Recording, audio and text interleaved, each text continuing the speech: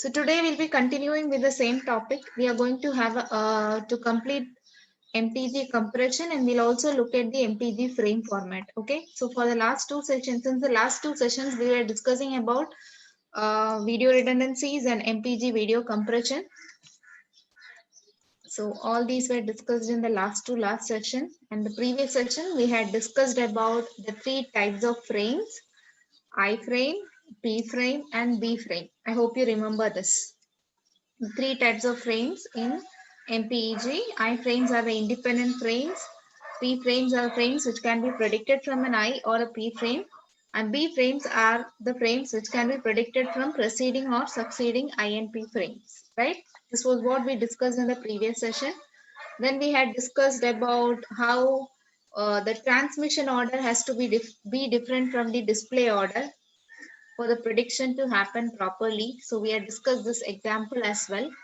Then we had begun discussing the two types of MPG encoding, intra-frame and non-intra-frame encoding. I had told you that intra-frame encoding exploits only spatial redundancy, so it will have only these steps involved, whereas non-intra-frame encoding exploits spatial as well as temporal redundancy. Therefore, it will have all these steps along with these steps. That means these are for exploiting spatial redundancy. These steps are for exploiting temporal redundancy. So non-intra-frame encoding will involve this plus this, all these steps, right? And I had explained what is meant by forward interpolated prediction, what is forward and backward interpolated prediction, what is temporal prediction, and what is residual error frame and its coding. This was what we discussed in the previous session, right? I told you we'll come back to this architecture diagram later on. First, we'll discuss the terms. So we discussed what is meant by forward interpolated prediction, right? Forward interpolated prediction means it is nothing but the prediction of P frame. Since P frame can be predicted from the previous I or P frames, it is called as forward interpolated prediction. The prediction of a B frame is what is referred to as forward and backward interpolated prediction. Since B frame can be predicted from previous as well as succeeding frames, it is called as forward and backward interpolated prediction. Then we had discussed what is meant by motion estimation, what is meant by temporal prediction, right? Temporal prediction means identifying the differences which are induced by moving objects. So if you have objects moving across frames, you try to identify that in order to achieve compression. That is what is called as temporal prediction, identifying the moving objects in consecutive frames so that you can apply compression by exploiting the redundancies. So there are two different ways in which you can do that: motion estimation and motion compensation. I've told you this. So motion, I'd also shown you this diagram which corresponds to motion estimation, right? How do we identify the motion vectors or how the motion happening? One technique is to do a two-dimensional spatial search, right? So we'll be taking each macro block where there's an object, okay? And we'll be matching with the with another frame in order to identify where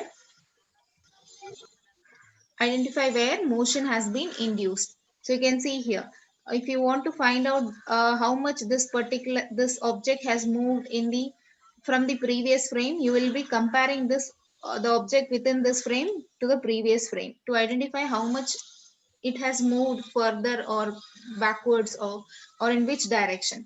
That process is what is called as motion estimation, and that is done by calculating the motion vectors. So you estimate the displacement of an object by calculating what is called as motion vectors.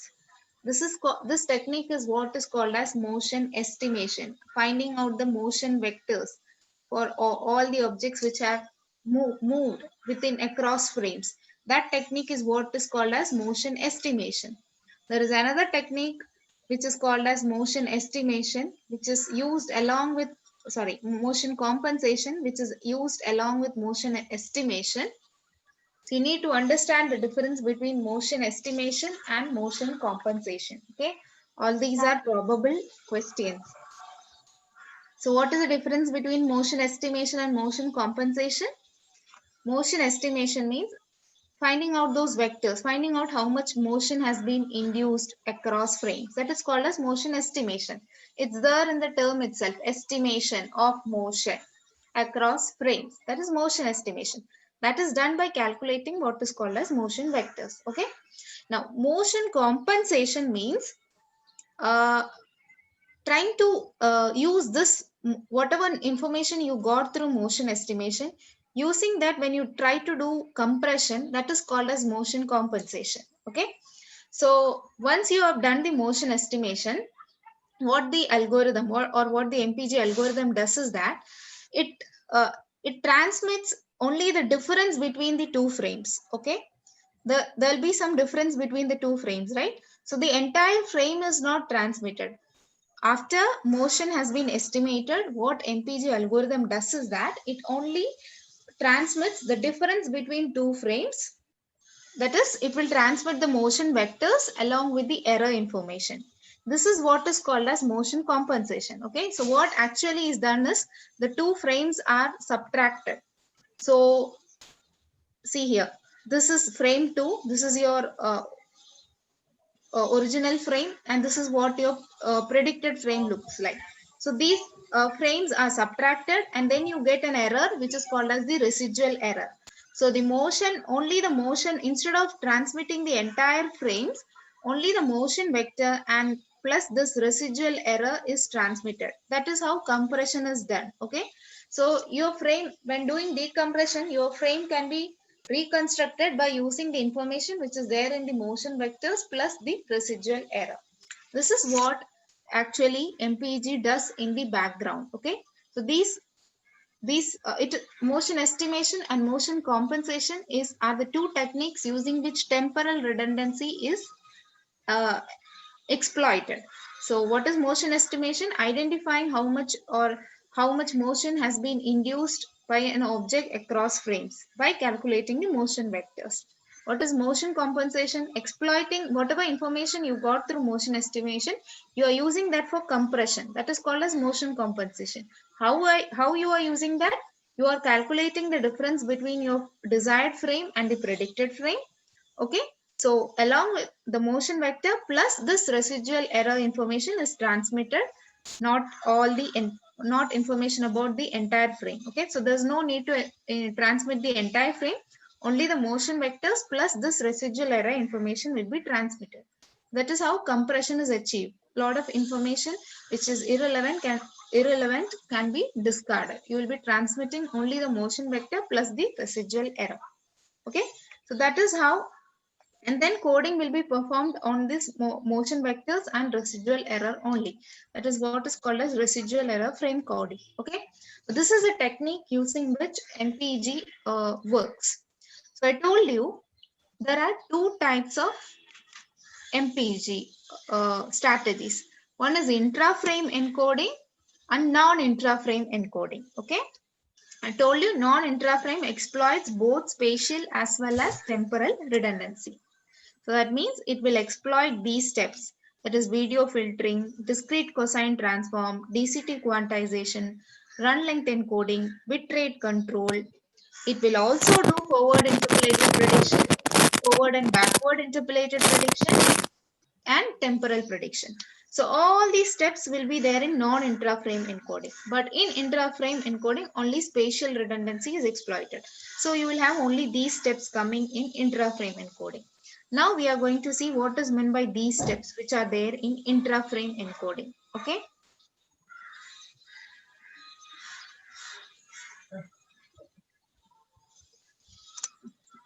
So now let's see how spatial redundancy is exploited. We have seen how temporal redundancy is exploited. So for temporal redundancy to be exploited, it will be across frames, right? It will be like interframe, across frames. This is intra-frame. That means exploiting the redundancy which is there within a frame. Okay. Let's see how to do that. We have already seen this in detail at the time we discussed JPG compression. I don't know if you remember or not. What was the first step in JPG compression? Can anyone tell me what was the first step in JPG compression? Did anybody study the topic of JPG compression in detail for the unit test? Can anyone tell me what is the first step? Color transformation. Yes, before color transformation, you have to actually split. The first step is called as splitting. Do you remember that? You split it into 8 by 8 blocks. So the first step, video filtering. See, JPG compression and MPG compression are similar. Why? JPG compression works on images. Here MPG works on frames. Frames are also nothing but images, right? When you play it consecutively, it becomes a video. So all the steps which are there in JPG that are there in MPG compression also when it comes to exploiting spatial redundancy. The first step here also is splitting only. So what is video filtering? Video filtering is a technique using in which we divide our frame into what is called as macro blocks or blocks. Okay. So here we are trying to exploit the spatial redundancy. For that, what we do is we divide our raw frame into 8 by 8 pixel blocks. So your entire video frame is divided into numerous 8 by 8 pixel blocks, okay, which is referred to as macro block. So what is a macro block? It is nothing but a 8 by 8 pixel block. Okay. So for exploiting spatial redundancy, the first thing that we do is called as video filtering. So video filtering means dividing the entire raw frame into 8 by 8 pixel blocks called macro blocks. So that is what we have done here in the step number 1. Step number 2, as Kaushal said, is color space transformation. Okay. So what is color space transformation? We are transforming our frame which is in RGB format to YCBCR format. Now, why are we transforming it into YCBCR format? To exploit certain characteristics of human vision or human perception. What are those characteristics of human perception which we are exploiting? Our eyes That are the more human eye is more sensitive to, sensitive to luminance than chrominance. yes. So our eyes are more sensitive to brightness variations than color variations. So you need not store all this red, green and blue color information. What you can do is you can transform this RGB into YCBCR, right? So CBCR are our color information and Y is our luminance information.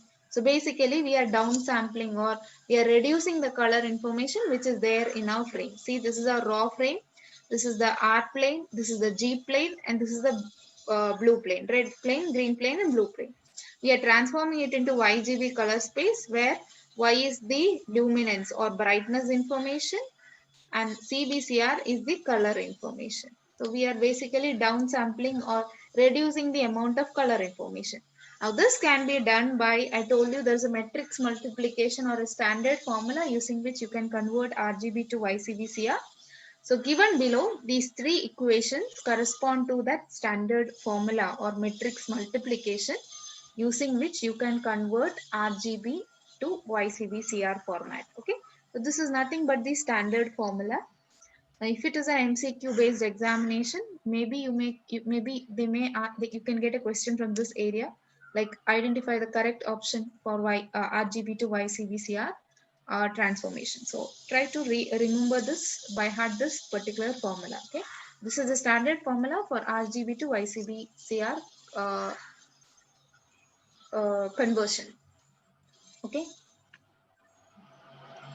Now, so what is the third step? What the third step in JPG compression was chroma subsampling. Remember?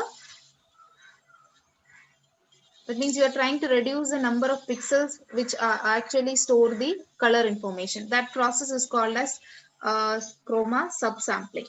So same step is there in MPG also because we are working on frames only. So if this is your, these are the pixel information which contains your YCBCR information. See here, our ratio here is 4:4:4. That means for 4 Y pixels, there will be 4 chroma pixels and 4 color redness pixels and 4 color blueness pixels. 4 Y pixels, 4 color blueness pixels, 4 color redness pixels, right? This is the normal ratio of pixels. But we want to reduce the information because we don't want to store this much color information. So we would like to reduce this to a smaller ratio.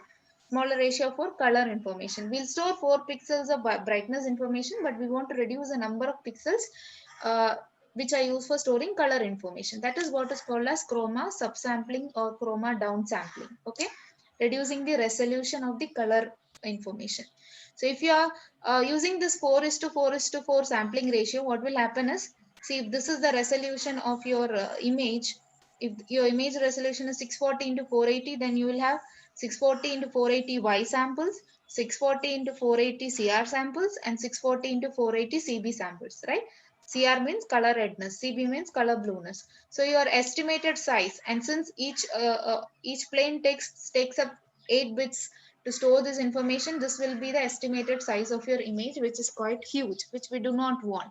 So by downsampling, we try to reduce the size of our file. So here, what are we doing in MPG? One thing that they do is, see, the sampling ratios varies in different MPG levels. Okay, MPG 1 the ratio is different, in MPG 2 the ratio is different.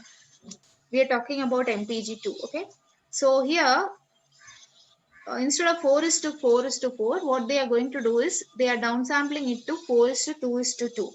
That means for every 4 Y pixels, there'll be only 2 color blueness pixels and 2 color redness pixels. Okay, so if this is your original YCBCR information, what we are doing is this. See, this is done in the horizontal direction. Okay, so if this is a Y pixel, if this is a Y pixel, this is a Y pixel, and this is Y pixel.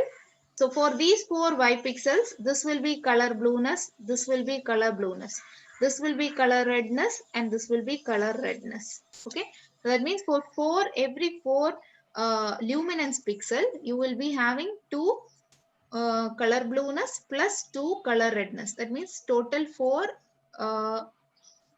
for chrominance pixels. Okay, for every 4 luminance information, you will be having 2 color blueness and 2 color redness pixels. I mean 4 pixels of chrominance. So you're basically reducing the number of pixels which store color information. So what will happen? You have from 4:4:4, you have converted it to 4:2:2. So what will happen when you are estimating the size of your image? So this time it will be 640 into 480 into 8 plus. It has been half. See here, across horizontal direction, you have reduced it. So this, instead of 640, now this will be 320. This will be 320. So your amount of the size of your file gets reduced because of this downsampling. Okay. So in MPG also, the first step is splitting. Second step is color space transformation. Third step is it is actually the substep of your second step. Okay, so second step has 2 substeps. One is YCBCR encoding, and the second substep is chrominance downsampling. Okay, once you do that, the next step, the third step is DCT. Okay, so the same thing, it's the same thing as we saw in the case of JPG. I had shown you the standard formula which is used for DCT conversion.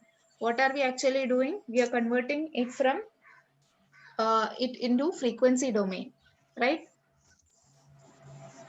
We are converting our data into frequency domain by using this discrete cosine transformation. So it's the same formula which we saw in the case of JPG.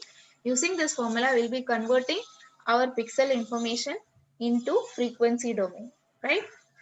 So what actually is done is, before you, for every 8 by 8 block of your YCBCR data, so you have 8 by 8 macro blocks, several 8 by 8 macro blocks.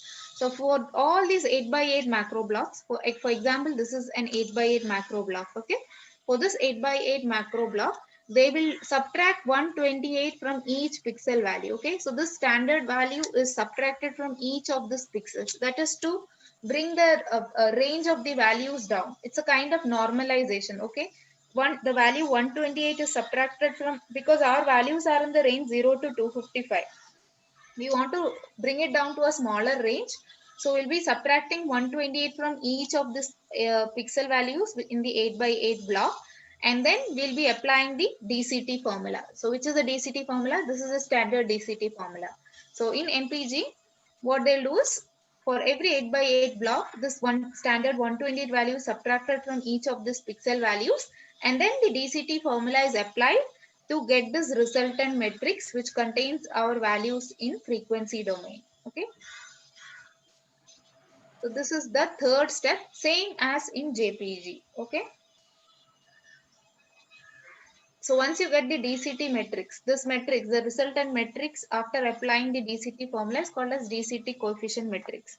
So once you get that matrix, as in JPG, the next step is quantization. What did we do in quantization in JPG? Remember, we had two predefined tables in JPG using which we divided the standard matrix. I don't know if you remember or not. So there was two predefined tables using which we divided our resultant matrix, our DCT coefficient matrix. The same way here also we have a standard predefined quantization matrix using which we'll divide our resultant DCT coefficient matrix. So our DCT coefficient matrix is divided by the JK. This is our DCT coefficient matrix. This is divided by this predefined quantization matrix. So the next step, which is called as quantization, what we do is we divide our every 8 by 8 macro block is divided by this default quantization matrix to get a resultant DCT coefficient matrix with lots of zeros. So basically we want to eliminate a lot of high frequency information. That is why we are doing this division step. So by dividing our DCT coefficient matrix by this default quantization matrix, what will happen is the resultant matrix that we get will have now lot of zeros. That means a lot of high frequency information has been deleted. Just a minute.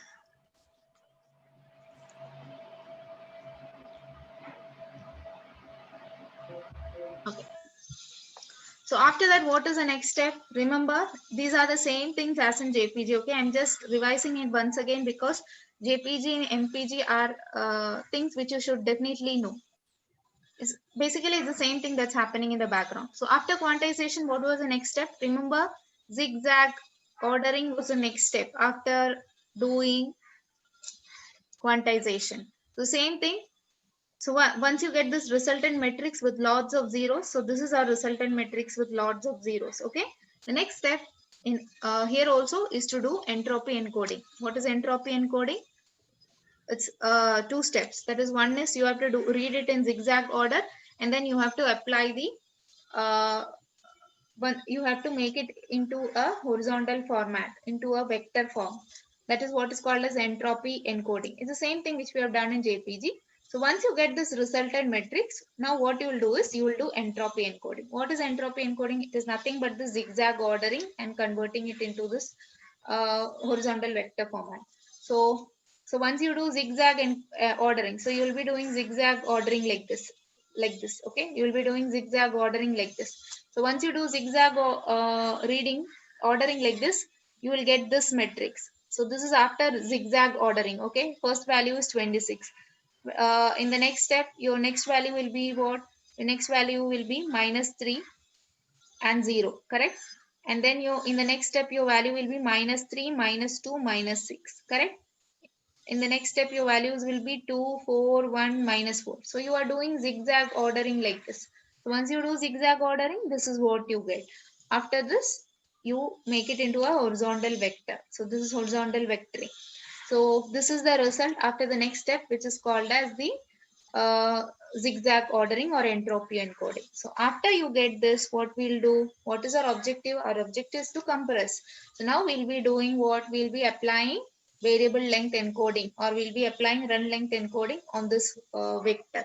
So what we'll do, make it into groups. Remember how we did run length encoding, right? So if you have a sequence like this, you will be counting it as like, see here, for this sequence, your run length encoding is what? 12 white, 1 black, 12 white, followed by 3 black. So just like that, how you do run length encoding, on this resultant vector, you will be applying run length encoding. So on this resultant vector, when you apply run length encoding, what you will get? You will get -26, -3, 0, -3, -2, -6, -2, -4, 1, -4. Now you have a sequence here. You have 2 ones. The same value being repeated twice. So this will be written as 2 ones. Then 5, 1, 2, -1, 1, -1, 2. Then you have a sequence of zeros coming up. Now how you'll write this? This is how many zeros? 1, 2, 3, 4, 5. So this will be written as 5 zeros. Remember, we have a pair. That's how we write run length encoding in the form of a pair, right? Our run followed by the value which is appearing multiple times, right? So this is the run count. This is the run count and this is the run value. So here, what is the run count? Run count is 5. What is the run value? Run value is 0. So in this resultant horizontal vector, you will be applying what? You will be applying run length encoding so that you get the run length encoded DCT coefficients. This is the same thing which we did in JPG, right? And then we'll be applying Huffman coding onto this run length encoded data, right? So we'll be doing Huffman encoding on the DCT coefficients and the AC coefficients separately, just like we did in the case of JPG. So what are the steps in exploiting spatial redundancy? Video filtering, that is splitting it into 8 into 8 blocks, right? Then we'll do color space transformation and chroma down sampling. After that, the next step is to do DCT. So video filtering has 3 sub-steps. One is splitting. The second one is color transformation. And the third step is chroma down sampling. Okay.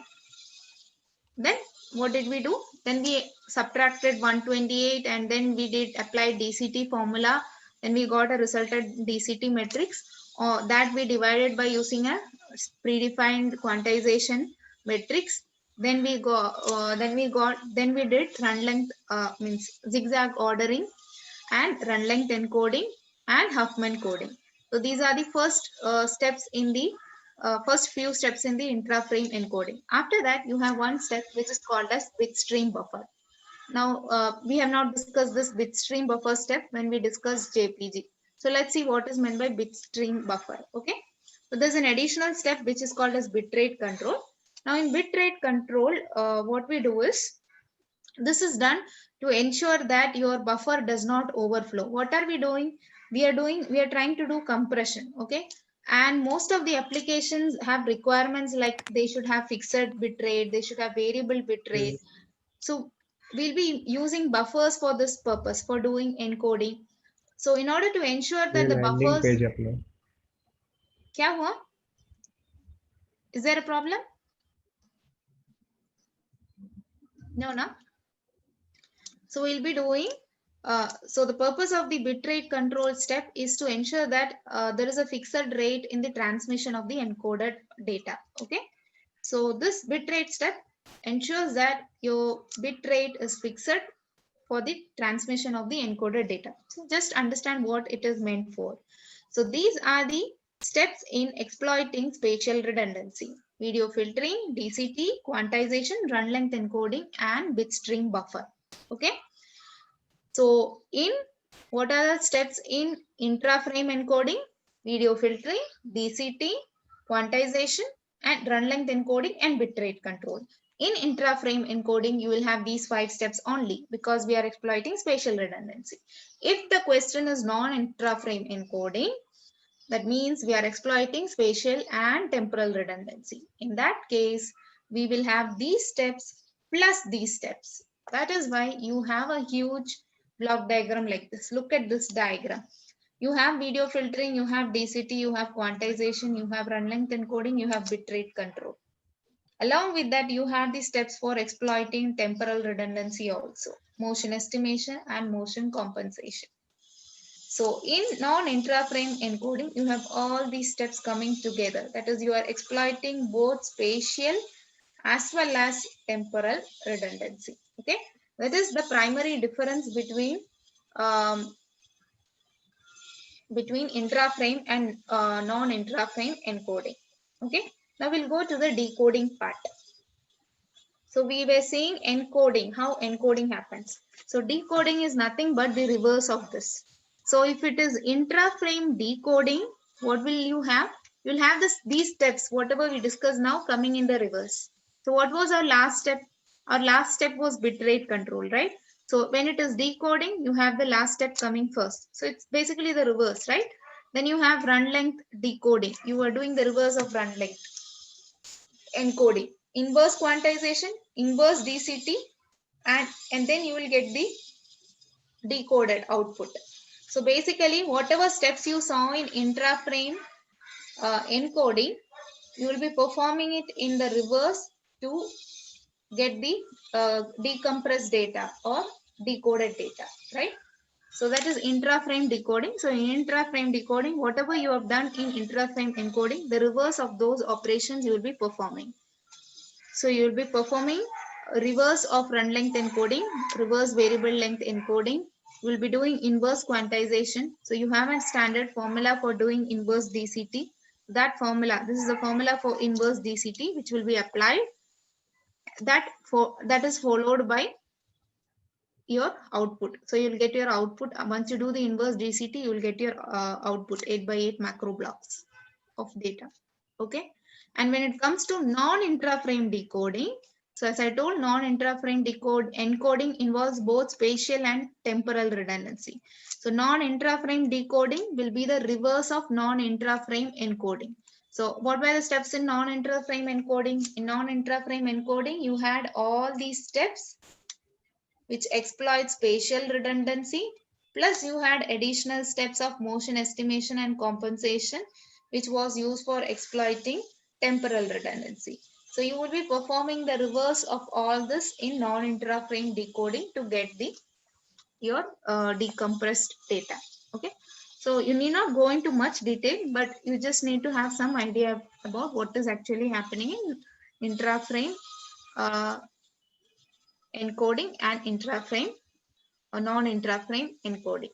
Okay, these are some additional reference materials which you can go through if you are interested in learning more about this topic. Okay, now there's one more topic which I planned for today. That is about the MPG frame structure. Okay, now these are two different topics. MPG compression is different, MPG frame format is different. Okay, just like we discussed in the case of MP3. MP3 compression, we discussed MP3 compression, right? MPG3 compression.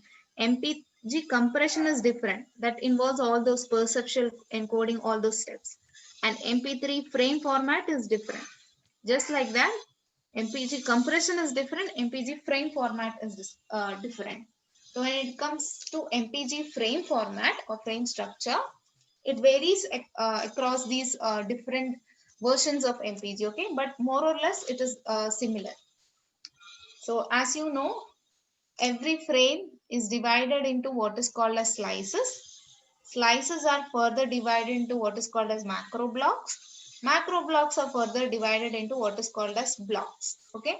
So if it is MPG1 and MPG2, it's more or less the same. The only difference is in the ratio. Only difference is in the downsampling ratio, okay? So you can see here, the difference is in the downsampling ratio. Here it is a different downsampling ratio. It is 4:1:1. And here it's either 4:2:2 or it is 4:2:0. So the difference between MPG1 structure and MPG2 structure is that the structure is similar, but the difference is in the ratio of downsampling. Okay. So here it's 4:1:1, whereas here it's 4:2:2 or 4:2:0. But the frame structure remains the same. Your entire frame will be divided into what is called as slices. Each slice is then divided into macro blocks. Macro blocks are further divided into blocks. Okay. Now, so that means before you have these slices, initially you have what do you have with you? Initially you have a video sequence with you. So this video sequence has a number of what is called as GOP. I've told you about what is GOP, right? Group of pictures. What is group of pictures?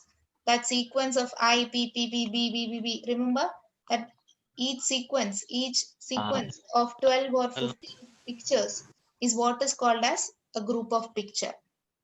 Remember, we had discussed about this. So normally there is a sequence of frames which comprise a group of picture. Normally it is either 12 or 15. So this diagram which is given here is the MPG structure. Okay, MPG frame structure. So your video is divided into numerous GOPs. See here, these are all individual GOP1, GOP2, GOP3, etc. GOPN. So this layer is what is called as the sequence layer. So you will have a sequence header and a sequence encode for a group of GOPs. So your entire video sequence has numerous GOPs. That is the first level in the hierarchy, which is called as the sequence layer. Okay, so the sequence layer also has a sequence header and sequence encode. Every GOP is further divided into numerous pictures. What is pictures? This I frame might be is a picture. This next P frame is a picture. Next P frame is a picture. Next B frame is a picture. So your GOP is further divided into these individual frames, IPB frames, right? Individual IPB frames are what is called as a picture. So the next layer is what is called as the GOP layer. So the first layer is a sequence layer. N number of GOPs together constitute a sequence. Okay. N number of pictures constitute a single GOP. So the first layer is sequence layer, second layer is GOP layer. Don't confuse this. GOP layer means it does not mean few GOPs. GOP layer means N number of pictures constitute a GOP. That layer is called as GOP layer. Then every picture is divided into slices. See here, this is one individual frame or one individual picture, or it could be an I frame, it could be a P frame, or it could be a B frame. So every individual picture or frame is divided into what is called as slices. So this layer is called as picture layer. Okay. Are you able to understand? Yes or no? Kaushal, yes? Yes, ma'am. So every picture is divided into slices. What are slices divided into? Slices are divided into what? 8 by 8 macro blocks, right? It could be 8 by 8 or it could be 16 by 16. That differs across versions. Okay. So slices are further divided into macro blocks. So that layer is what is called a slice layer. Okay. Macro blocks are further divided into blocks, numerous blocks. So that layer is called as macro block layer. Then in the end, what do you get after MPG compression? You get a run length encoded or a Huffman coded data, right? So the last layer is what is called as the block layer, where you have the differential DC coefficient and then the variable length coded data. So VLC means variable length code. Okay. VLC stands for variable length code. That is, once after encoding, what you get, there will be a DC coefficient, single DC coefficient, Huffman coded DC coefficient, and then VLC runs, right? Variable length codes. And then you have the end of block at the end. So this is how the hierarchy or the frame structure of MPG is. Your entire video is divided into numerous GOPs. GOPs constitute of pictures, which may be I, P, or B frames. Every frame or every picture is divided into what is called as slices. Slices are divided into macro blocks. Macro blocks constitute of blocks, and when we do compression, actually each individual block is encoded using a variable length code. This structure is what is called as the MPG frame structure. Okay. The MPG compression is applied on this frame structure, which may be an I, P, or B frame. Okay. So the probable questions that you can expect from this topic is, it's a pretty huge topic. Explain the different types of redundancies. In that case, you'll have to explain the spatial and temporal redundancies, coding redundancy, psychovisual redundancy, all those things. Another question that you can expect is MPG compression. Now, when you get this question, it has both intra-frame and non-intra-frame encoding involved. Okay, so your explanation should be such that should be in accordance to the marks for which the question is asked. Okay, because it's a pretty huge topic. So just highlight the important points which you can recollect. Like, what are these steps? Video filtering, DCT, quantization, run length encoding, Huffman coding, bitrate control, then forward interpolation, forward backward interpolation, temporal prediction. All the you need to highlight all these important steps, okay, if this question is asked. And another question that can be asked is explain MPG frame format. So if MPG frame format is asked, then this is what you have to explain. The MPG structure, frame structure, and how MPG frame structure varies across these versions of MPG. Okay, more or less it is the same only, just the downsampling ratio differs. Okay, so that's it for today. We'll be discussing about H.261 frame format in tomorrow's session. Okay, we'll wind up for today.